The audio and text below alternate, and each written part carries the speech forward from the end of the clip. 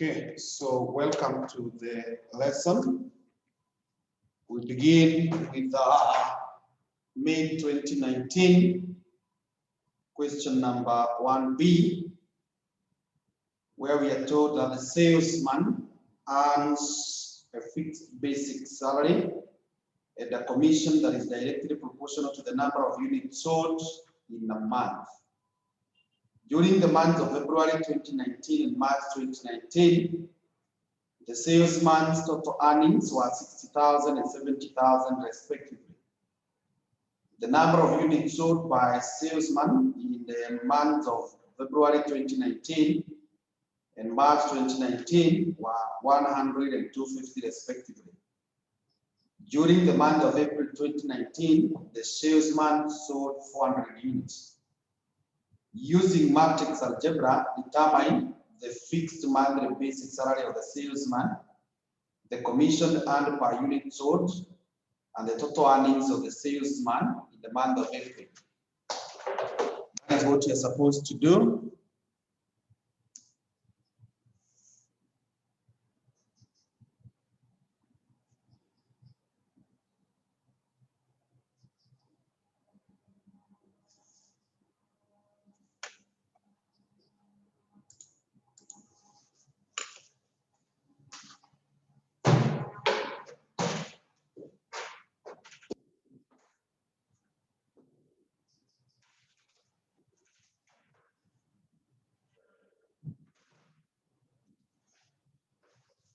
So we had the question of May 2019. Question 1B. And the question is on matrices and specifically computation of wages. Specifically computation of wages.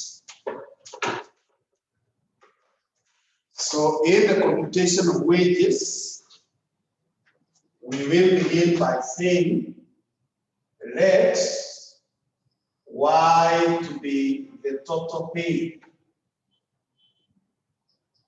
A to be the basic pay,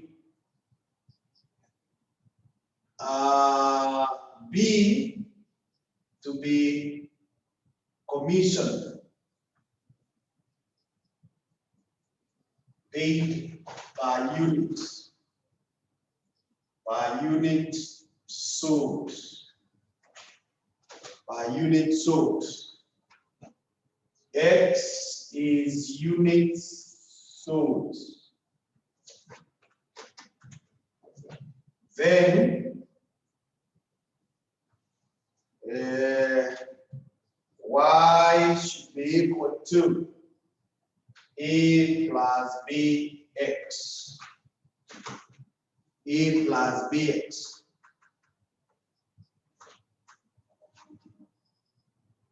Substituting,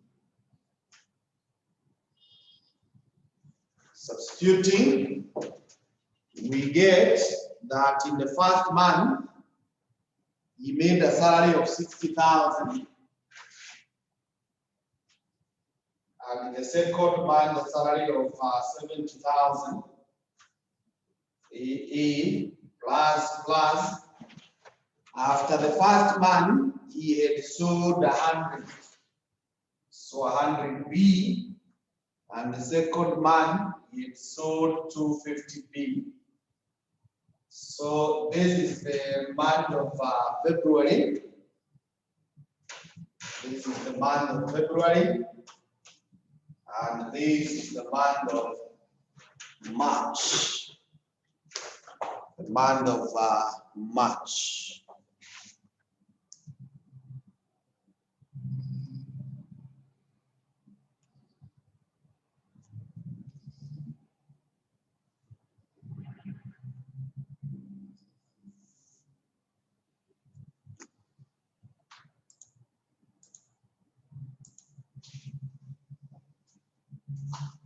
So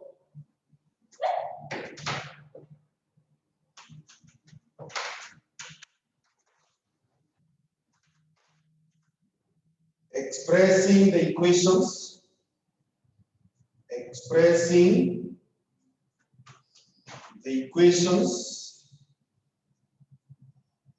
in matrix form, expressing the equations in matrix form. What happens? We are going to have something like this.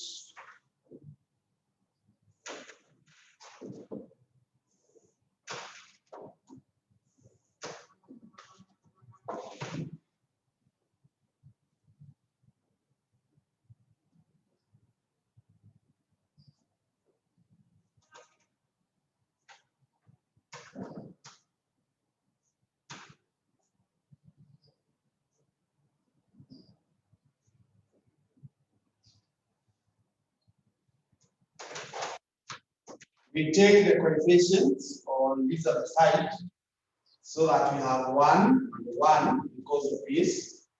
Then we have 100 and we have 250 times A, B, that is A and B there, should be equal to, you bring these other values, 60,000 and 70,000.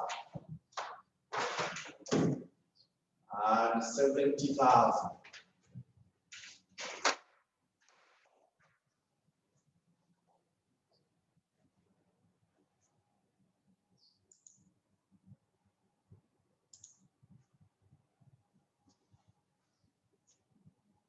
And 70,000. So with that there, say on solving what you do,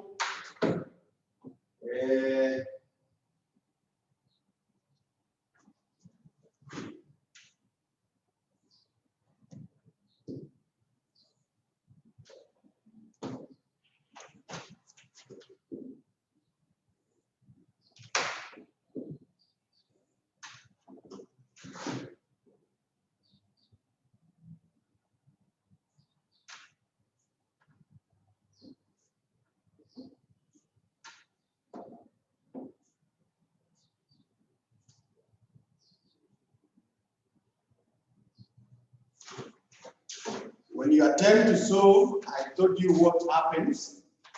You make this one to be the subject of the formula. So you have A here and B here, being equal to, this other one crosses the side so that we get 1 here, we get 1 here, we get 100 and we get 250. And because it has crossed over, it comes in as an inverse. It comes in as an inverse to multiply the 60,000 here and the 70,000 here. So proceeding to solve,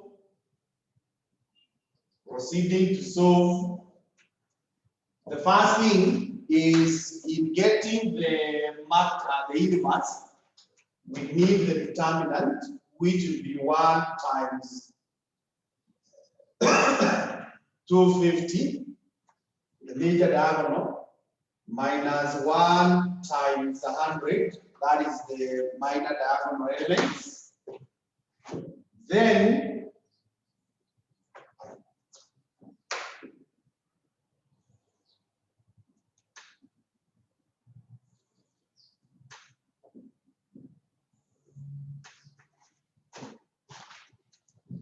on this side,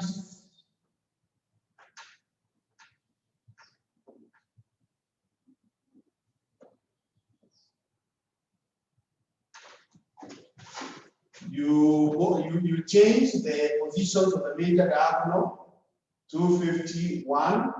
Then here you change the size times 60,000 and 70,000. Now this proceeds to become,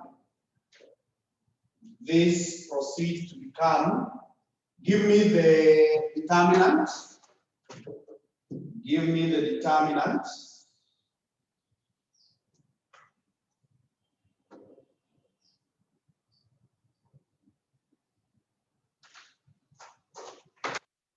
Give me this, the determinant to be equal to what?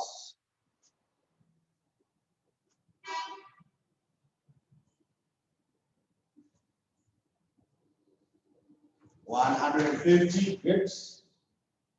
Now you multiply here so that you have 250 times 60,000 plus 100 times 70,000. Then minus 1 times 60,000 plus 1 times 70,000.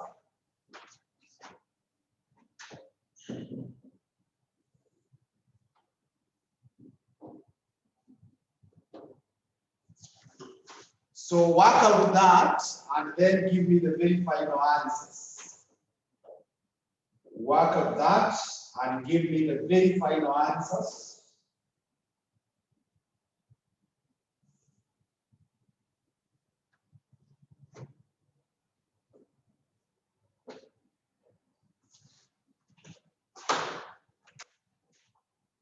Work out that and tell me.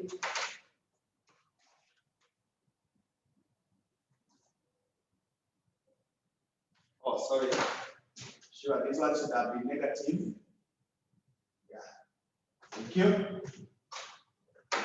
Thank you. Should have been negative. Change the sign. Work out and give me the very final answers.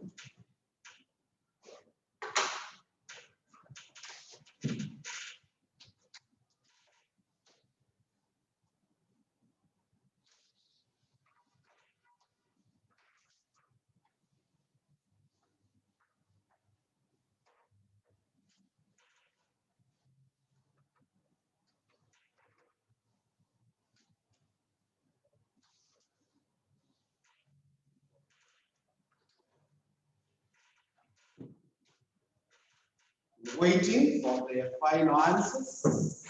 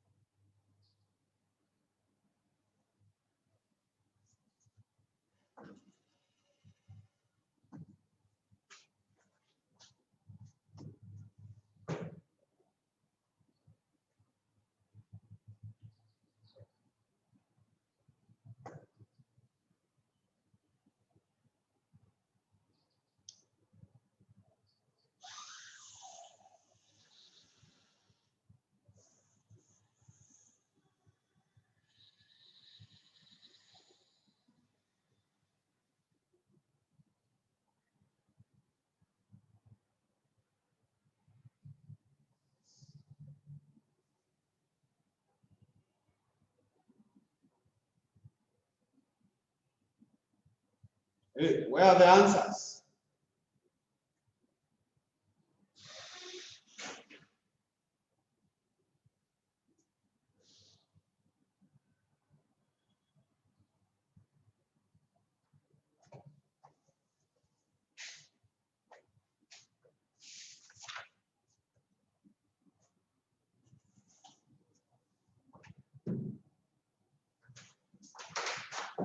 Then you can copy 53,333 and then 67.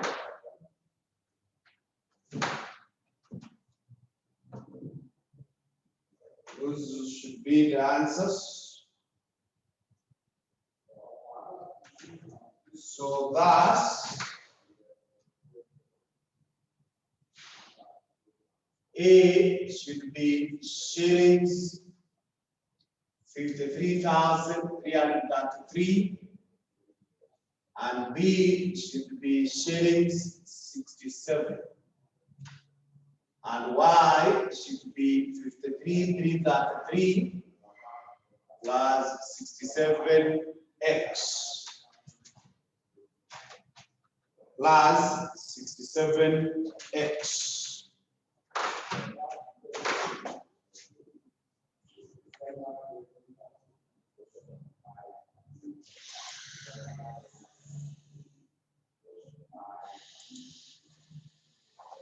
Okay, so in the month of April,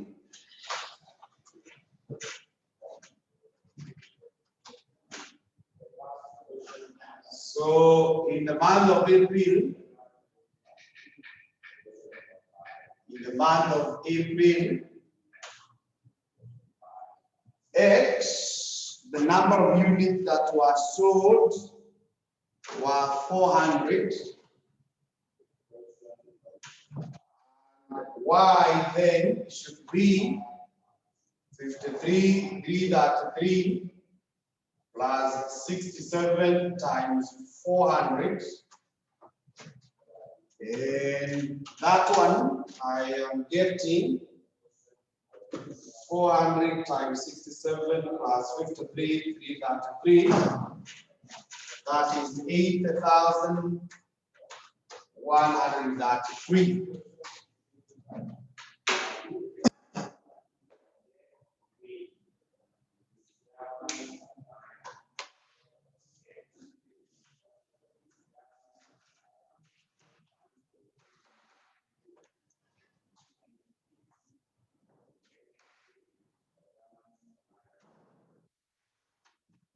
Okay. The next thing is part C of the question that says a medium-sized bank has a clientele of 200 active customers. The bank operates 3 types of accounts, namely current account, savings account, and fixed deposit account. Information obtained from the bank indicates that we are given all that. Now present the above information in a Venn diagram and compute whatever else remains there.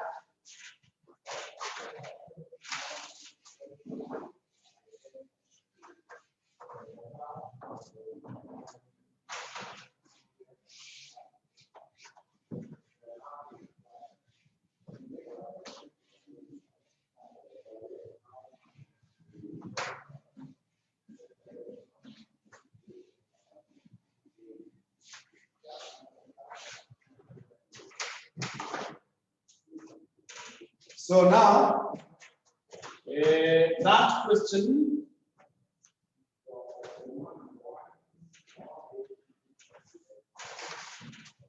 the May 2019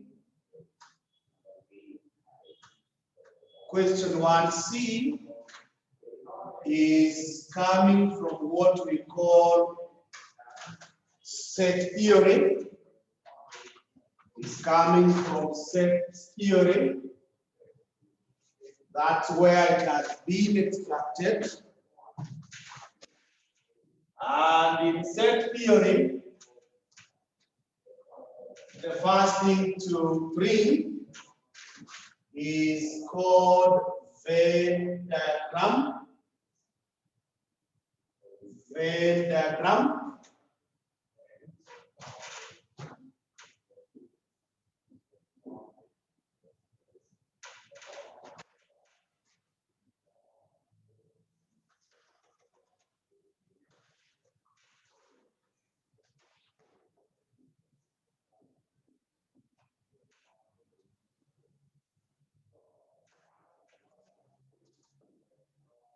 In drawing Venn diagram,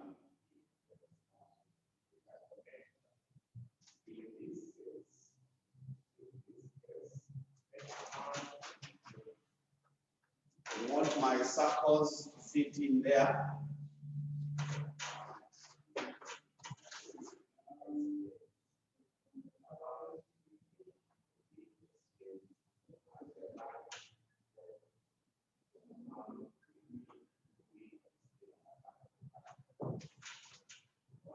Draw 3 circles there.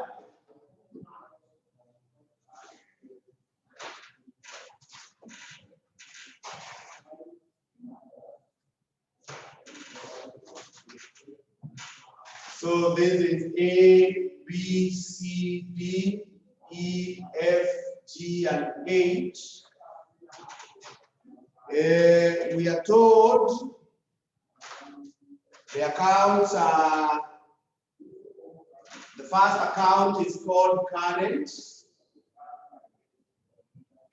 The next one is called savings. And the next one is called fixed. And then N is equal to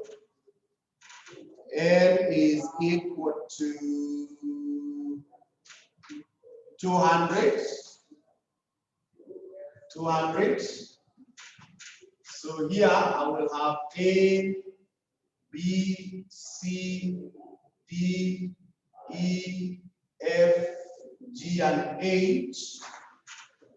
G and H.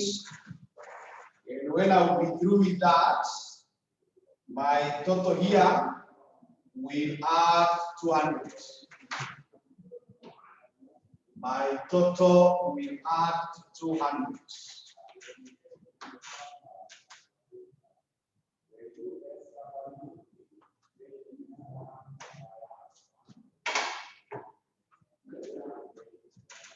So this is the answer to Roman 1, or we are attempting to answer Roman 1.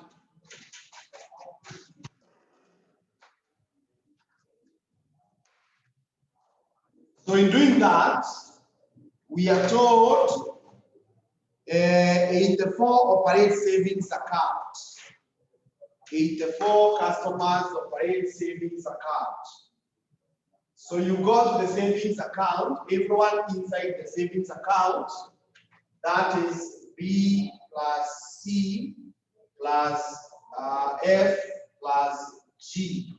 Those are the ones who are supposed to be 84. Everyone within savings. Then within current, we have 109. So 109 is equal to A plus B plus C plus D. Is equal to A plus B plus C plus D. Then 106, they are in the fixed deposit. So 106 here is equal to everyone who is inside fixed. That is C plus D plus E plus F. That is everyone who is inside fixed. Where we begin is that 45 operate both savings and current. 45, they operate both savings and current. Savings and current is B plus C. So B plus C. The next one is that 6 operate both savings and fixed. So savings and fixed, they are CF, and we are told that is that 6. So that 6 is savings and fixed. That is C plus F. C plus F. And finally, 43 operate both fixed and current. That is 43. So 43, they operate fixed and current. That must be C plus D. That must be C plus D.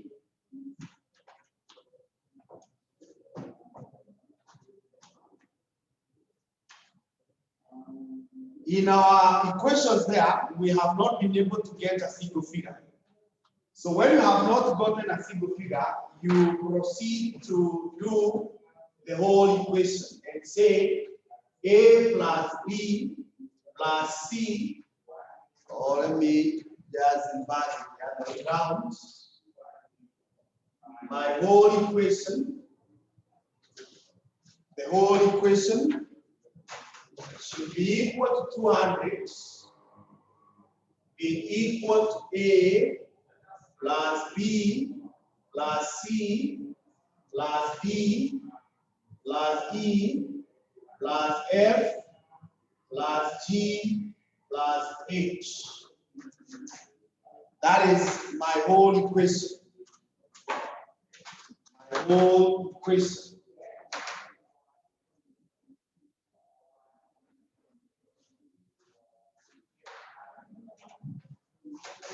When you do that, you say, now H is 0, and these are non-account holders. Non-account holders. So you make H to be 0,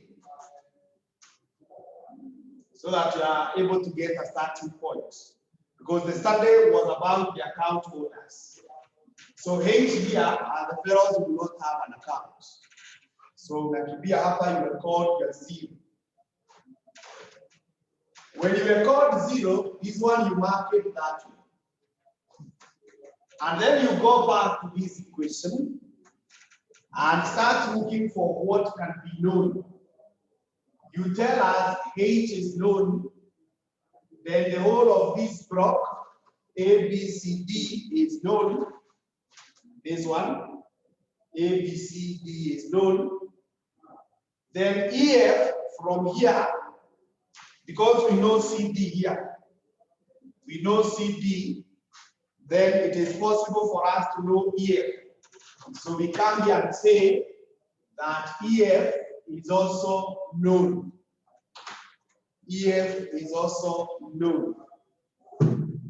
So if EF is known, then we are left to say that G should be equal to 200 minus the block of ABCD, which is 109, minus the block of EF. Now EF, it will be 106 minus CD, which is 43. Then you minus H, which is 0. And when you put your calc in that,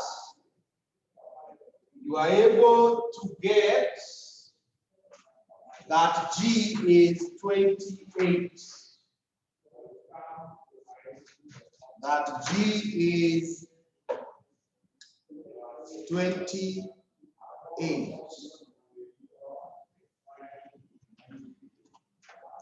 So nakimbia unaiweka hapa.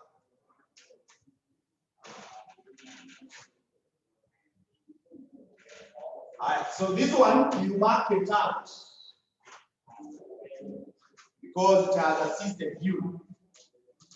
Then you run where else you can see G.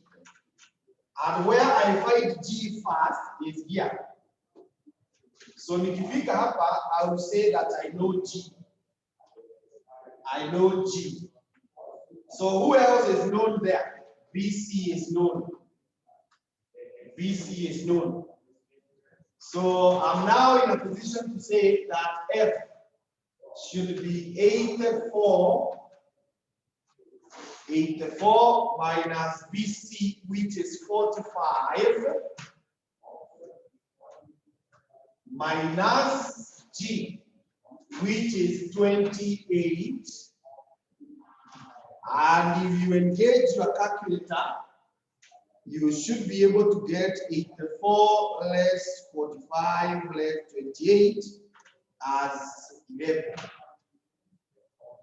be able to get that F is 1, 1. 1, 1. Alright, so this one has assisted and we mark it out. Then we learn where else we can find F. When we come here, we find F is here. F is here. So based on that, we are able to see that C should be 36 minus 11, which is 25. So you run here and record that C is 25. So this one has assisted. Where else we have C is here.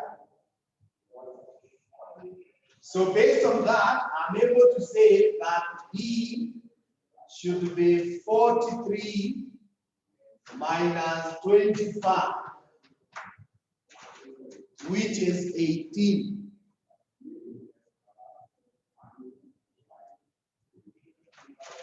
So D is 18. So nakipia hapa naandika 18. So this one has assisted. Then still using C, ninafika hapa. And I'm able to say, I'm able to say that I know C, not B. So if I know C, then I'll be able to say that my B should be 45 minus 25, which gives me 20. So B hapa naandika B is 20. So hiyo imesaidia, nashukuru. We come here. Where we know CD, we also know F. So we are able to say that E should be equal to 106 minus CD. CD is 43 minus F, which is 11. Once again, seeking help from your calc, you should be able to say 106 minus 43 minus 11 is 52. It's 52. So unakimbia hapa, unaweka E as 52. So this one has assisted. Then we come to this other one, where we know all these three. So if we know all that, then we say that our A should be 109 minus 20 minus 25 minus 18. And that, again, seeking help from the calc, you get 109 minus 45 minus 18. You have 46. So unakimbia, you record it here. And then from there, when you have obtained everything, you confirm whether they're adding back to 200. So utaanzia huko juu useme 46 plus 20 plus 25 plus 18 plus 52 plus 11 plus 28 is adding exactly to 200. Adding exactly to 200.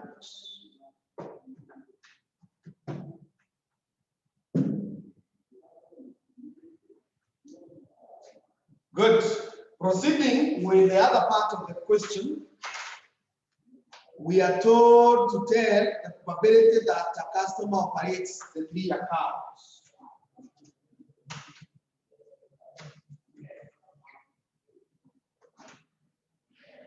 Probability that a customer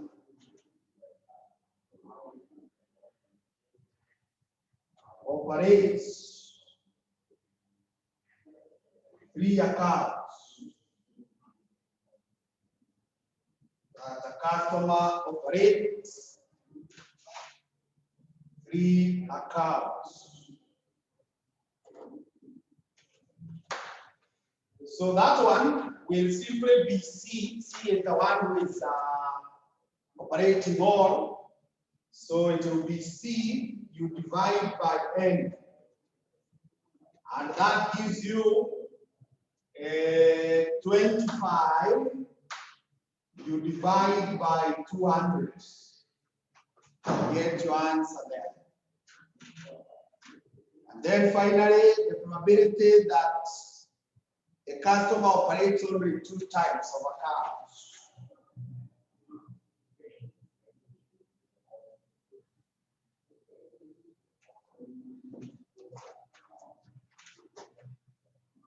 Probability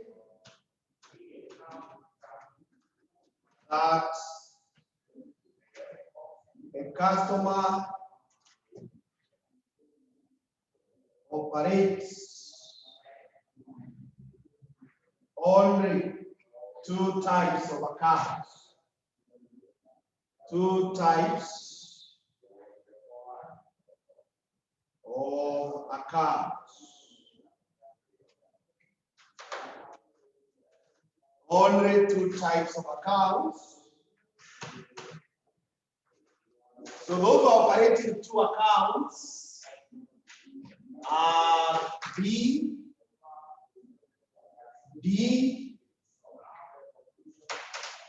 and F. So all these you divide by N. All that you divide by N. So B is 20 plus D, which is 18, plus F, which is 11.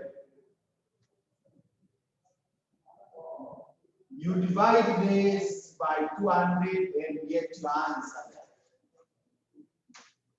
You divide by 200 and get your answer.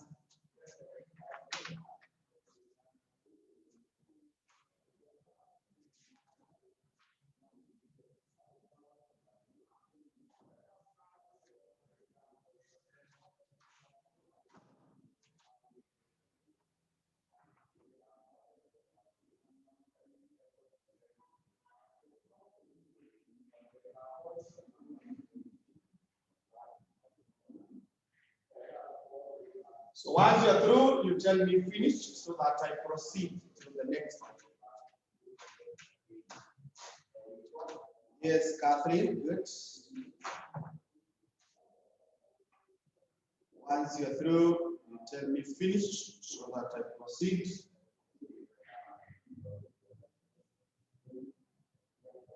Yes, Joyce.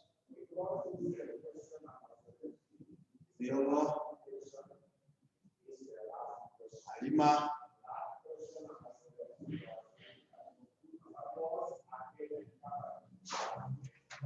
And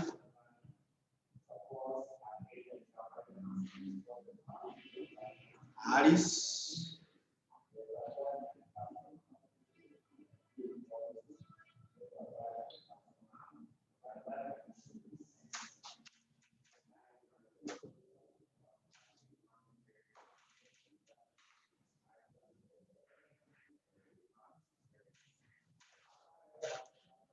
I think that is a good number. We can proceed with that.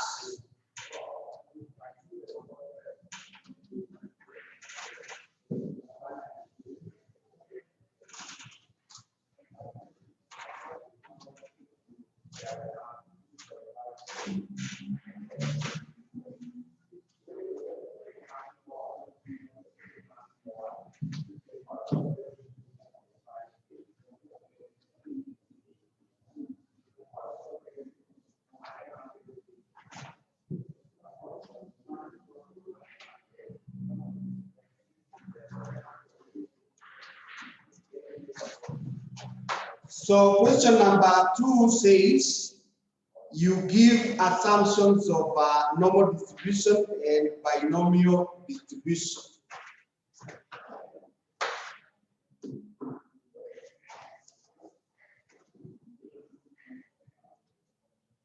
So that again, the question of May 2019.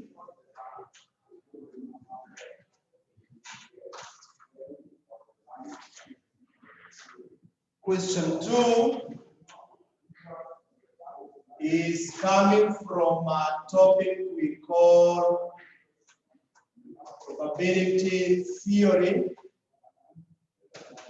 And specifically, we are being told to highlight assumptions.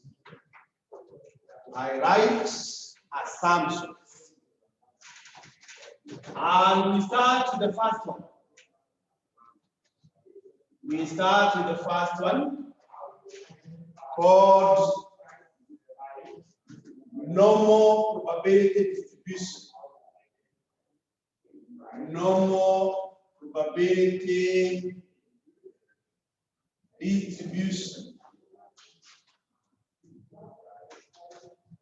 Normal probability distribution. So with the normal probability distribution, the very first two assumptions are that the mean is 0. The mean is 0. Number 2 is that the standard deviation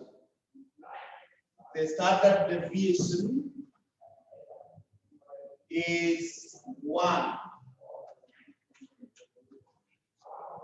And number 3 is that the curve is divisible into 2 equal parts. Yeah, those are the characters that you have been using in drawing or dealing with normal probability distribution. Dealing with normal probability distribution. Let us now mention 1 or 2 of binomial probability distribution. Binomial probability distribution. Binomial probability distribution. And we say in this one, the variable is discrete. The variable is discrete. That is what we say. The variable is discrete. Then we say only 2 possible outcomes of an experiment,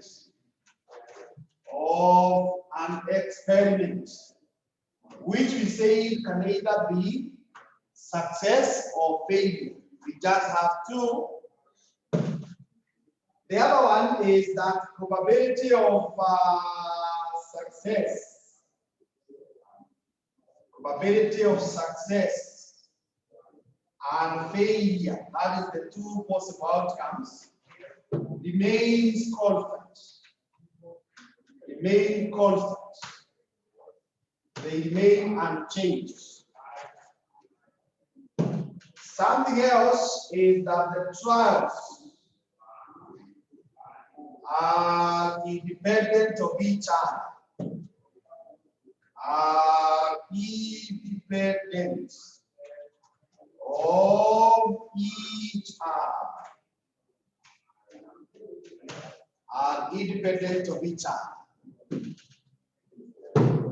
So those are the assumptions. In our notes, we call them characteristics. We call them characteristics. Some people will call them conditions. Others will call them properties. So they have 4 names. You can call them assumptions. You can call them conditions. You can call them characters or properties.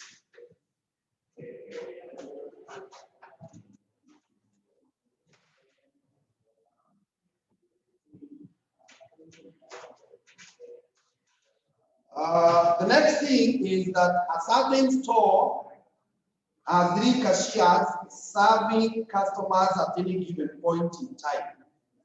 Each of the cashiers can serve on average 5 customers per hour.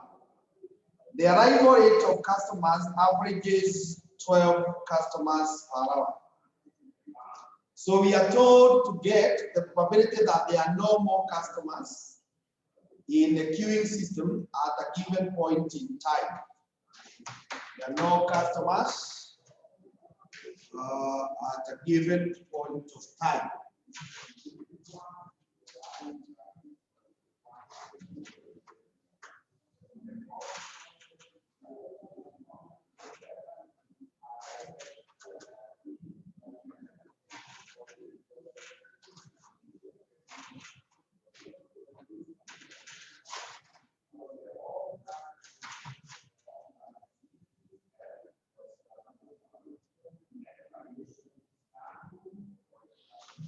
So that question part B is coming from what we call queuing theory. It's coming from queuing theory. And I told you anytime you have a queuing theory question, the first thing is to pick the characteristics or to diagonalize the question. And I told you there are 3 things that you should pick. There are 3 things that you should pick quickly before answering the question. The first one is the number of channels, M. The number of channels represented by M. Now, in this question, we are told that there are 3 cashiers. There are 3 cashiers. The second thing to pick quickly is the arrival rate, RABDA. We are told that in this store, the arrival rate is 12 customers. 12 customers per hour. 12 customers per hour. The third thing is you should pick what we call mu, the service rate, which we are told is 5 customers per hour. 5 customers per hour. Now this one, it goes slightly beyond what I taught you in class, because in class I taught you the case of SIGOs, the SIGO channel, SIGO phase. But here now they are talking of more than 1 channels. So in that case, I want to give you a few formulas that are applicable in the case of multiples. The first one is what we call utilization factor. Utilization factor. Utilization factor.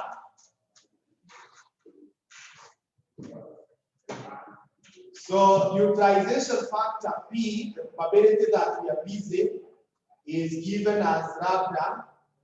You divide by M mu.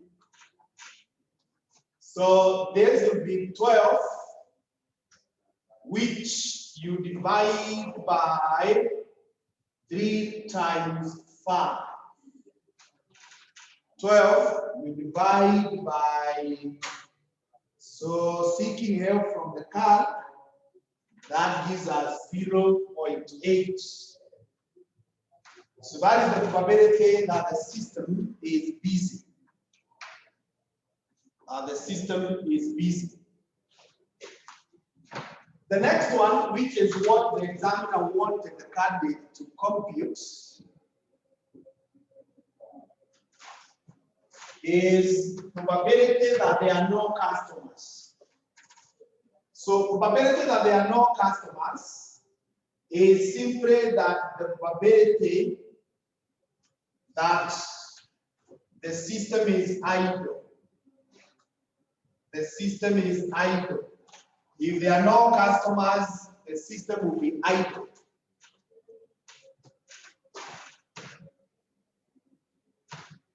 The probability is that.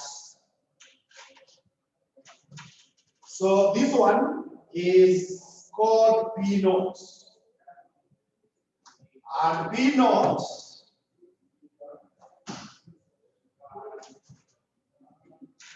is stated like this.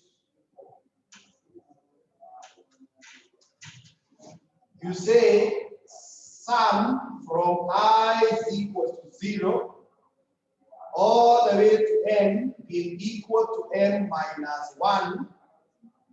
1, you divide by n factorial, multiply by lambda out of mu raised to power n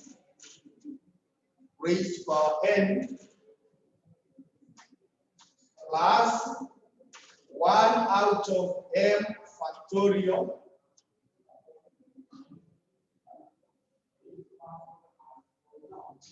you multiply by lambda divided by mu raised to power m, you multiply by m mu, you divide by m mu minus lambda, then the whole of this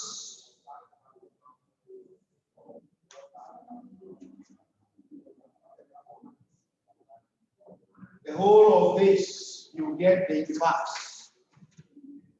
The whole of that you get the inverse.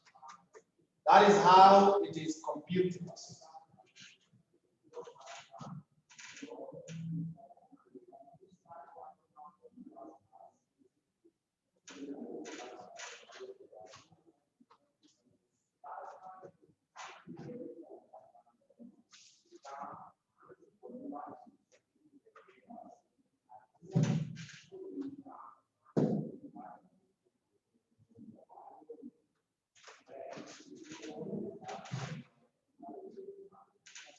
So with that now, the meaning of this symbol is that you're supposed to start with your n being equal to 0, and you stop where n is equal to n minus 1.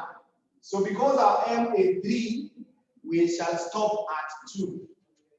So the substitution then proceeds like this. Substitution proceeds like this. I'm going to have 1 divided by 0 factorial. So that I start there. Times lambda, which is 12. You divide by mu, which is 5. This one you raise to power 0. Plus 1, you divide by 1 factorial. Multiplied by 12. You divide by 5. you raise power 1 plus 1 you divide by 2 factorial multiplied by 12 you divide by 5 you raise power 2. So that is the expansion of up to here. Up to here. Then you proceed and say plus 1 out of m. So our m is 3. So 3 factorial. 3 factorial times 12 out of 5 you raise to power 3. Then you say times 3 multiplied by 5, which is divided by 3 times 5 minus 12. Then the whole of this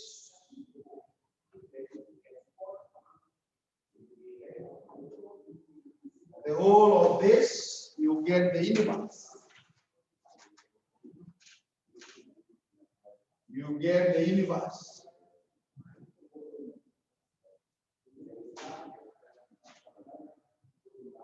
So you start solving, and I believe you remember how to deal with the factorials. So shifts, you look for where there is factorial, you'll be pressing that. So 1 divided by 0 shift factorial is equal to 1 times 12 divided by 5 raised to power 0 is 1. So this will be equal to 1 plus 12 divided by 5 is 2.4 plus this one squared you divide by 2 is 2.88 plus 12 divided by 5 you raise to power 3 you divide by 6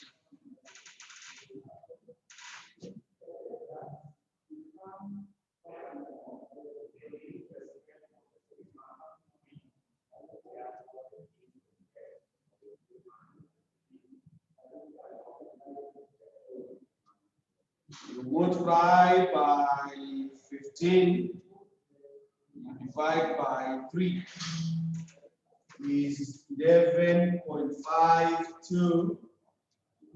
So the inverse of that, if you add all that, plus 2.88 plus 2.4 plus 1, the inverse of that is 0.0562.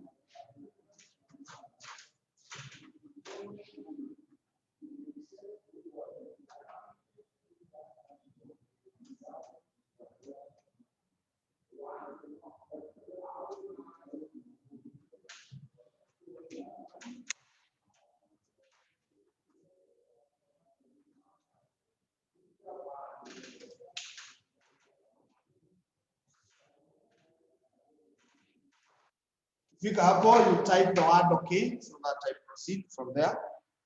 So that is the answer that the examiner wanted. That's the answer that the examiner wanted. Type okay, figure hapo.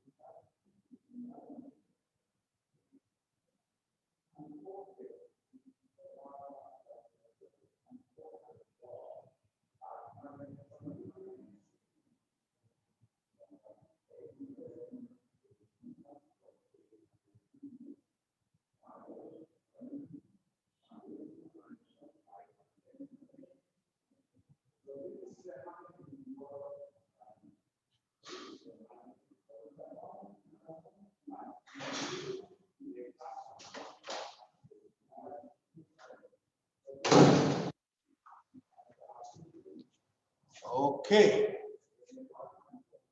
Catherine, what do you have to say?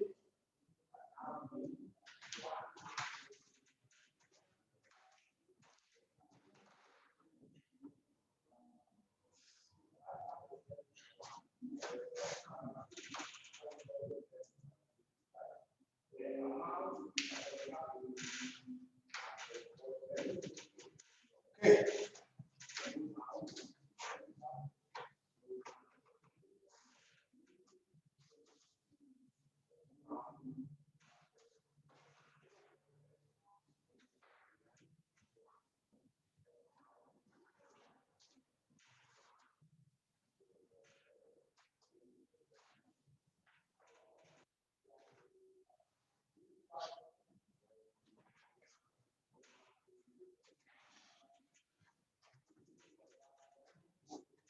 Okay, that's okay, Catherine.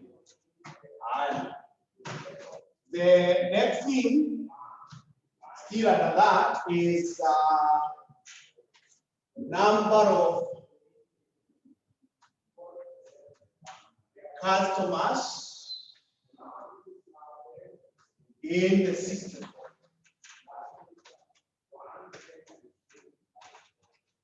You're looking for number of customers in the system. LS is given as mu lambda. Mu lambda you divide by mu, you raise power m. Then this one you divide by m minus 1 factorial, m mu minus lambda you square this, multiply by P naught plus lambda out of mu. Plus lambda out of mu. So substituting this, our mu is 5.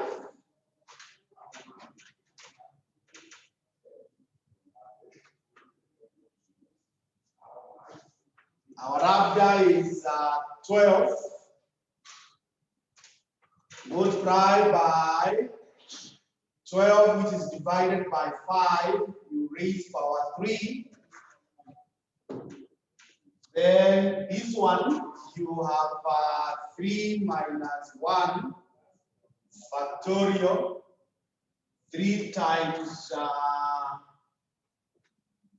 5 minus 12, you square, multiply by 0.0562 plus 12 out of 5.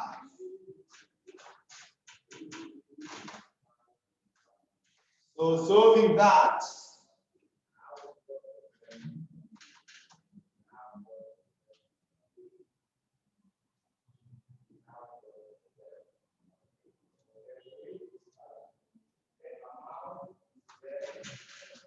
this is 829.44. You multiply by 0.0562. You divide that by, this is 3 squared times 2. So we are dividing by 18 here.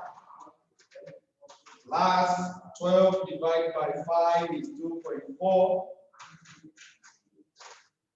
So 829.44 times 0.0562 divided by 18 plus 2.4 is 4.989696,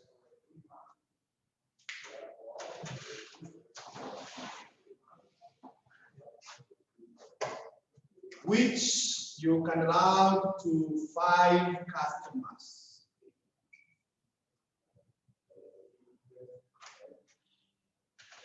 You can round that to 5 customers.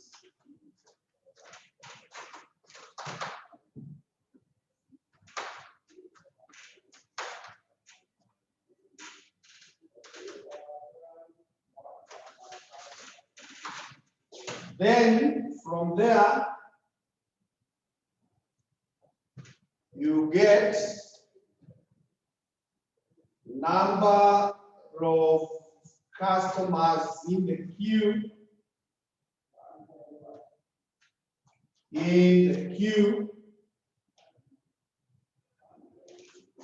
Number of customers in the queue. That is LQ. LQ is given as LS minus lambda out of mu. So this is simply 4.989696 minus 2.4.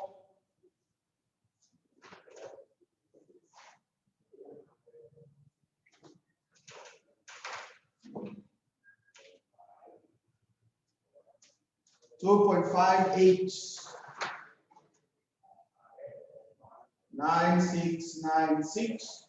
So you can call this one 3 customers.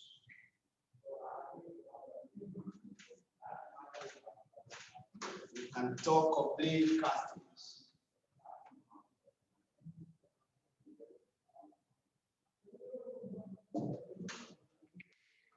Then quickly on that,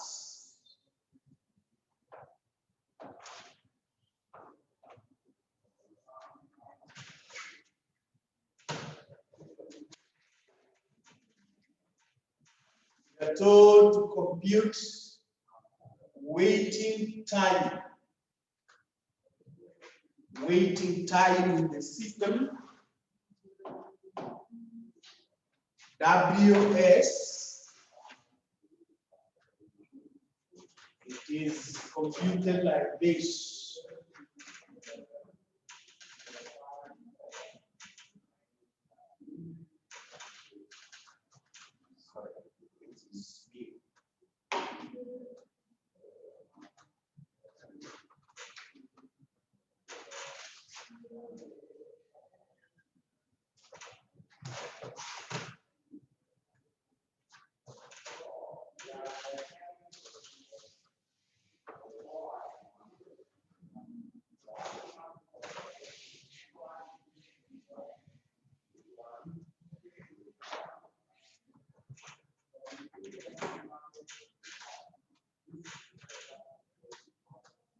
So this will be 5. Here you divide by 1.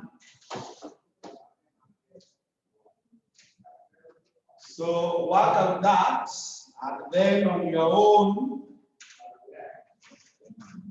you also work out this one. Waiting time in the queue. Waiting time in the queue. That is WQ is simply given as WS minus 1 up to min. So compute this. Ukimaliza, you write the one finish so that I proceed from there.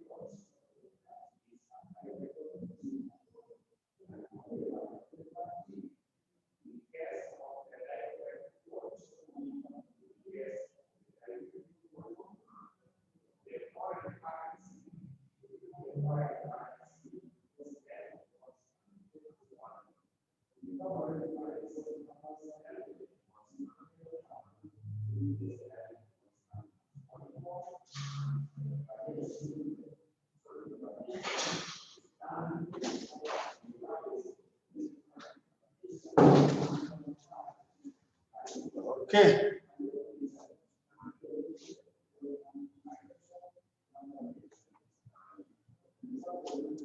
We are finished. We are finished. Now, so we are sending everything, but in the course of the day. These things, to convert them, they take time, but unfortunately, most of you mnaanza kuitisha a few minutes after the lesson. The earliest the conversion is ending is around 1 or 2 p.m. So in our communication, we say in the course of the day. So just be patient. You will get as soon as we are able to send them. Okay. All right. If we are through with that, let us proceed to the next question, part C.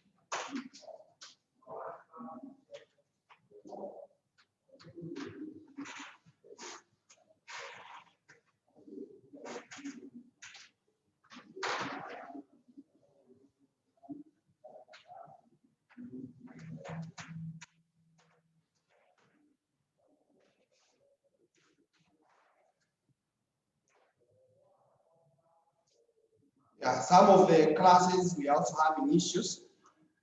Not everybody wants to be recorded. So that's also an issue we have to deal with.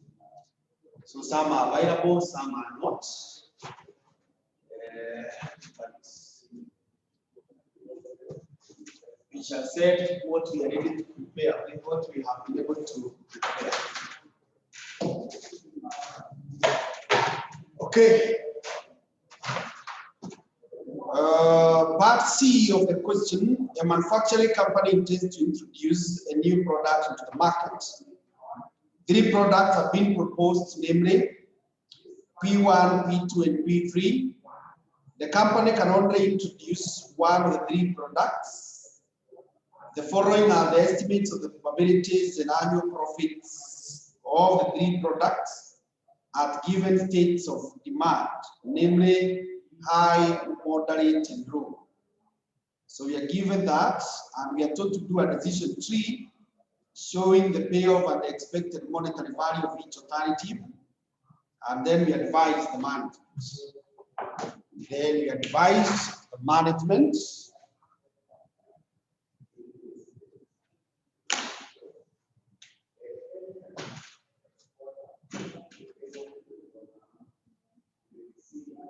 So May 2019, question 2C has come from decision field.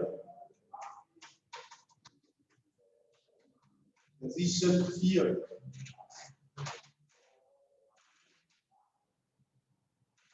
So we want to come up with a decision tree. You want to come up with a decision tree. That is what you have been told to do. So here we will have the payoff. We will have the payoff.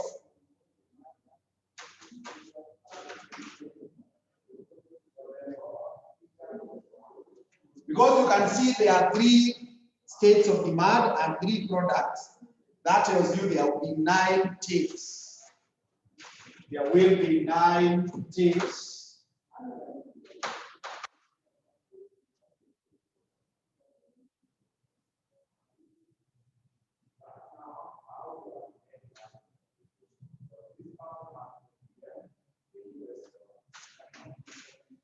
There will be 9 tails. 1, 2, 3, 4, 5, 6, 7, 8, 9.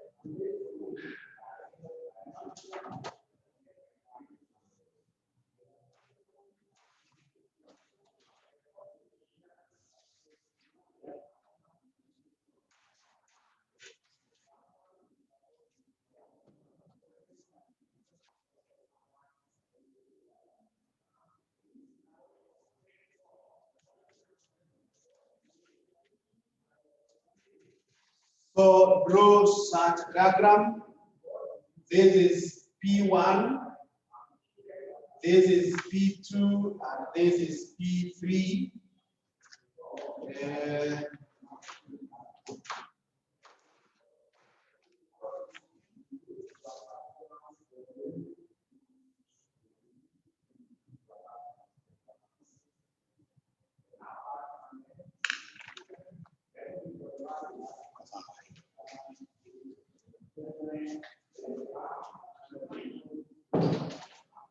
And as I said, we have 9 tails because there are 3 products. I think the explanation is already now here. There are 3 products, and each has 3 outcomes. That is how I got 9. Is that okay, Alice? There were 3 options and each one had 3. So 3 times 3 is 9. Good. So now for the, we are told this is high, moderate, and low. High, moderate, and low. High, moderate, and low. The probabilities are 0.35, 0.40, and 0.25. So 0.35, 0.40, 0.25. 35, 40, and 25. The payoffs are for P1, it is 1525, 15,000, 25,000, minus 5,000, then that's 430.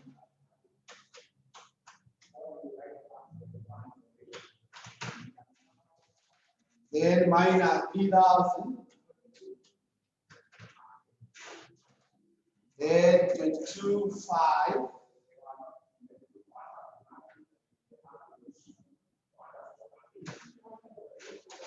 And 8,000.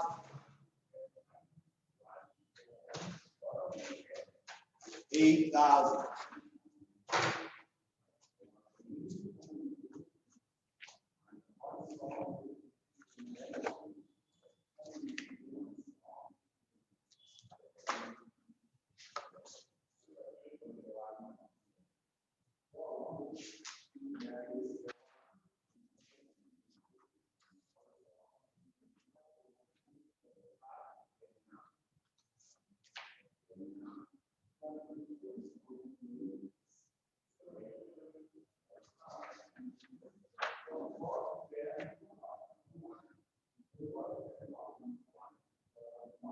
Oh, this is 15,000.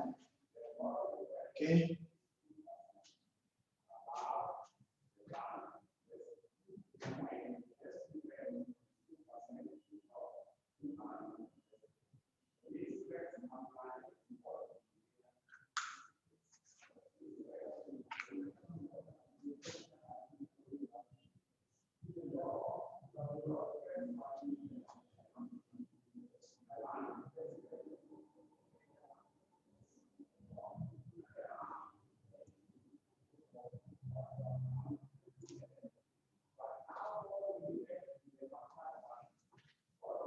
Have you finished drawing?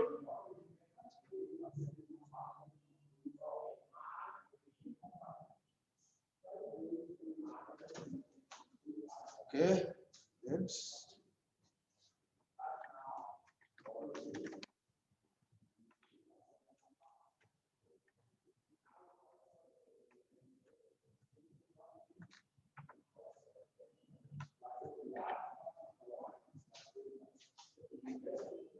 So I can say we have finished. So with that we proceed to do the EMVs.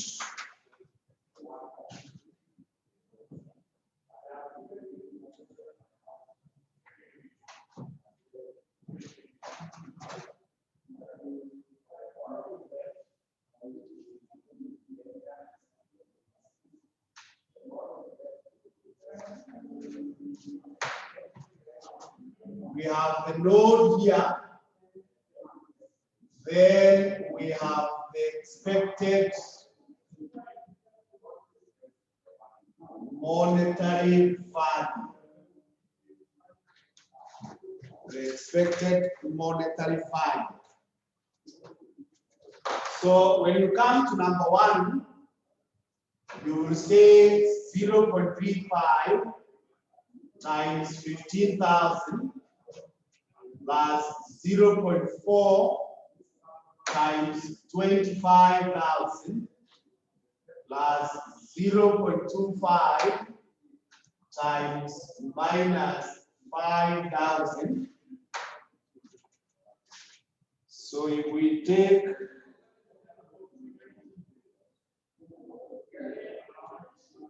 0.35 times 15,000 plus 0.4 times 25,000 minus 0.25 times 5,000, this I'm getting 14,000.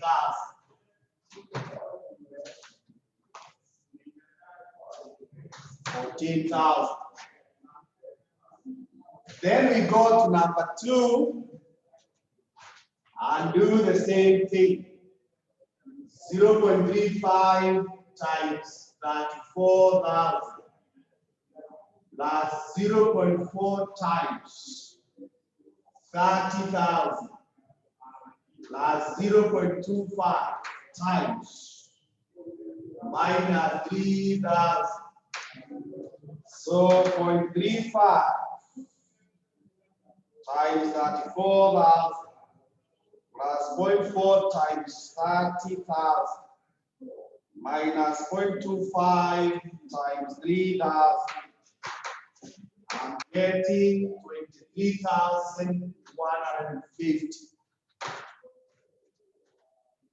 Then number 3, it is 0.35 times 22,000 plus 0.4 times 15,000 plus 0.25 times 8,000.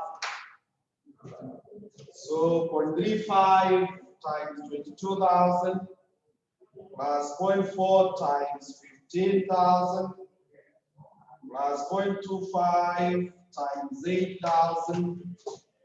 I'm getting 15,700. 15,700. Because these lines were complete, we had to multiply. Now we go to number 4. Now, since the lines moving out to 4 are incomplete, you select. So we are going to pick the highest EMV. The highest EMV at node 1, 2, and 3. The highest EMV at nodes 1, 2, and 3. And this is 23,150. And that one has come from number 2. So you come and mark here that way. That's come from number 2. So the advice that you offer to this management, the management is that they should introduce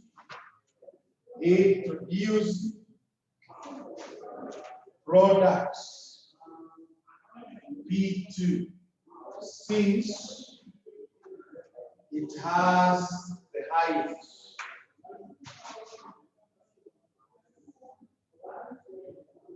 expected payoff.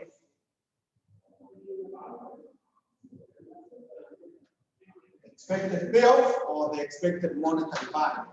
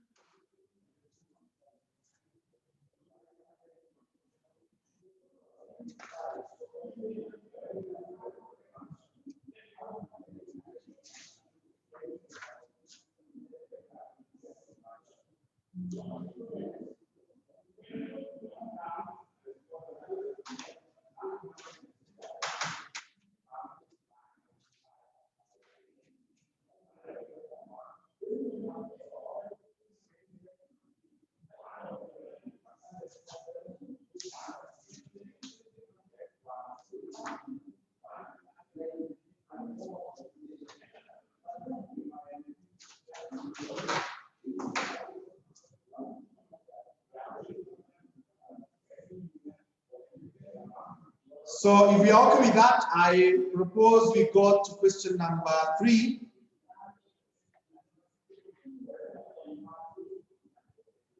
And question number 3, I propose you handle part A and B on your own. You handle part A and B on your own. Those things, they are in your notes, the free float, total float, and project crashing. You get them from the network analysis notes. Then you define a null hypothesis and an alternative hypothesis. You get them from the topic of sampling theory. So that for the few 8 minutes remaining, we see the far we can go with part C. So let's go to part C. Beta Limited deals with the manufacture of a detergent named Safi. A recent survey undertaken to determine the percentage of residents who use Safi revealed that out of 500 residents selected randomly, only 10% use Safi. In order to increase the usage of Safi amongst the residents, the company undertook the advertising campaign that cost shillings 2.5 million. A survey undertaken after this campaign revealed that out of 600 residents selected at random, 15% use Safi. Now determine whether the advertising campaign increased the usage of Safi amongst the residents.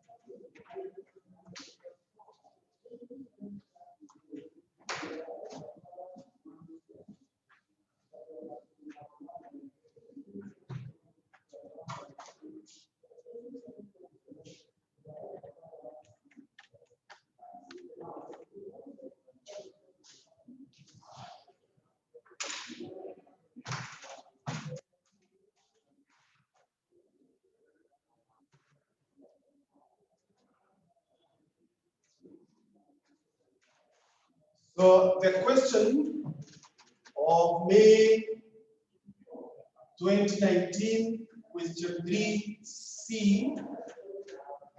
Question 3C is coming from hypothesis testing. Hypothesis testing, and specifically proportions difference. Proportions difference. Specifically proportions difference. That's where it's coming from. So when you see proportions, it does not matter whether population is known or unknown, because we say proportions always use Z. So straight on, we take the first step. And the first step, as you know, is the development of the hypothesis. The development of the hypothesis. And in this hypothesis, the null hypothesis will be sample proportion 1 is equal to sample proportion 2. Those who are using the detergents before the campaign are the same that used after. So those who used before, they were 10%, and those who used after, they were 15. So that is 0.1 is the same thing as 0.15. In the alternative, we will say sample proportion 1 is less than sample proportion 2. That is 0.1 is less than 0.15. And I told you, you just check the sizes of these two. You can see 10 is less than 15. 10 is less than 15.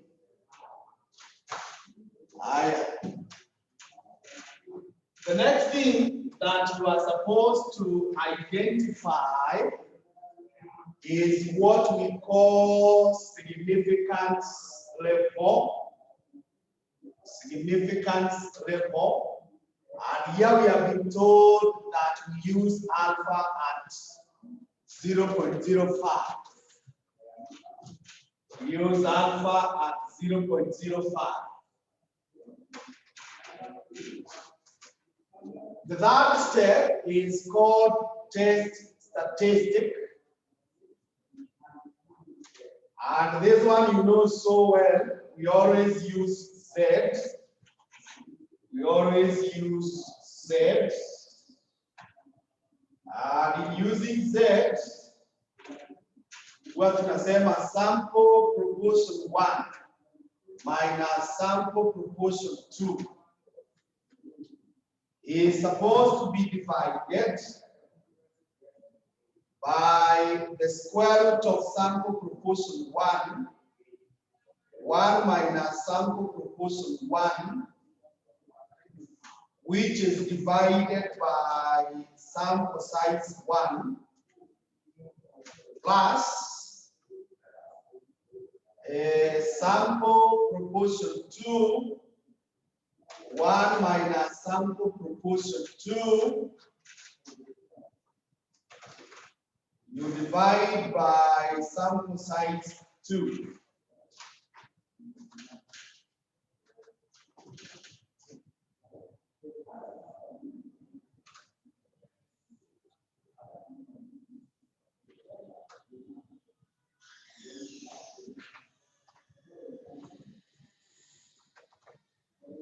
So that will then translate to Z calculated. Z calculated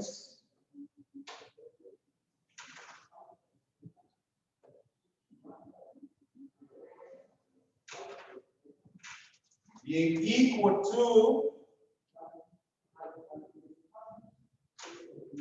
0.1 minus 0.15.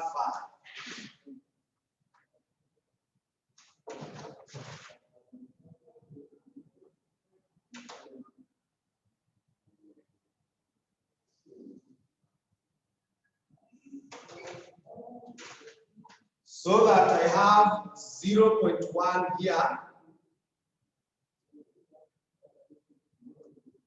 into brackets 1 minus 0.1. You divide by the first proportion had 500 customers. 500 customers plus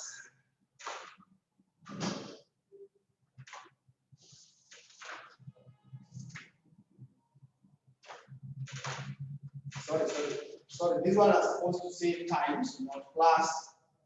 Make that adjustment, times, not plus. Then 0.15, 1 minus 0.15, divide by,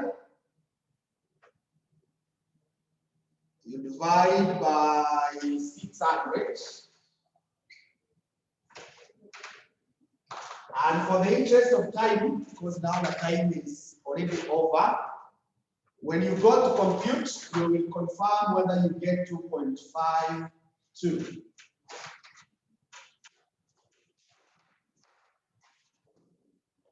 When you compute, you will confirm that so that I'm able to finish.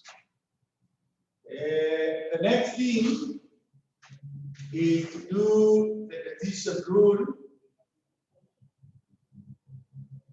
The decision rule is supposed to be like this. So on this side, we will be saying reject, And here we will be saying accept null, and then here reject null. This will be minus Z critical. And we know from our previous workings, this is always 1.65. So it's going to be minus 1.65. If that is true, you make the conclusion. And because you can see this one is, this calculated is on the lower side, we will advise that we reject null hypothesis since Z calculated is less than Z critical. That is minus 2.52 is less than minus 1.65. What does that mean when you reject? What does that mean? When we reject, we are accepting the null, the alternative, meaning that the before campaign we had a smaller number compared to the after campaign. So the question was determine whether the campaign increased the usage, meaning the campaign increased usage among the residents,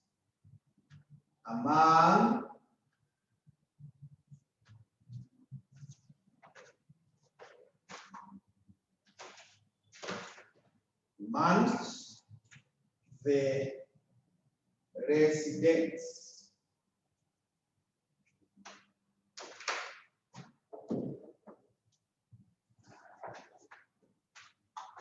That is how it is supposed to be handled. If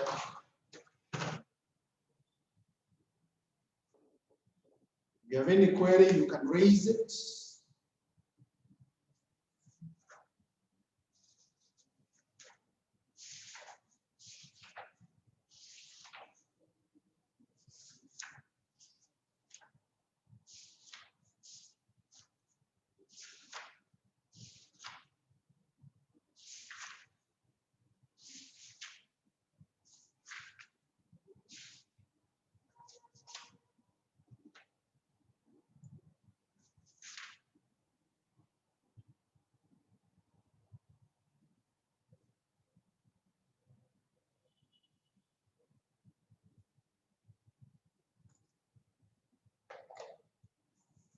When you finish copying, you write finish so that I can add the lesson. Write finish.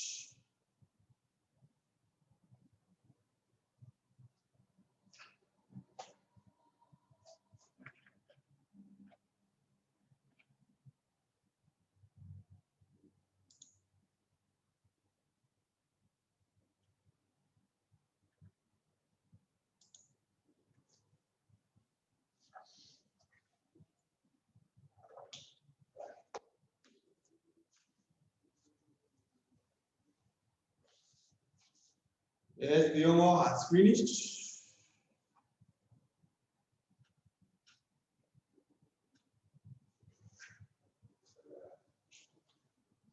Remember I told you you can access some of the lessons in my YouTube channel. You can get them there.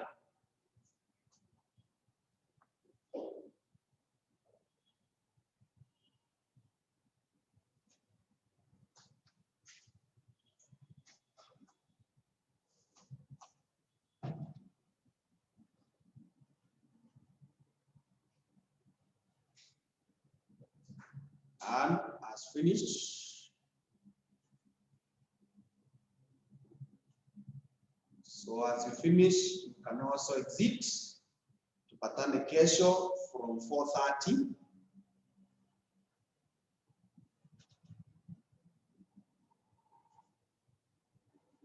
Yes, Joyce, finished.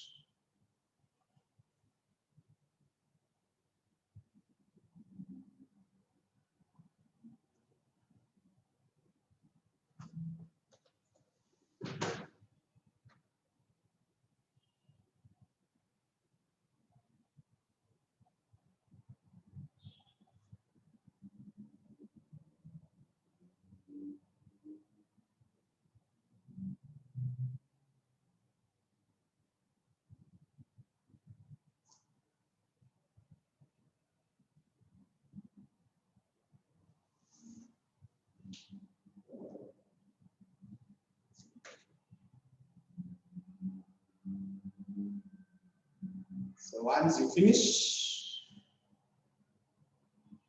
you can also exit so that I'm able to get to know, I'm able to end the session. Aris finished. That's good and good day.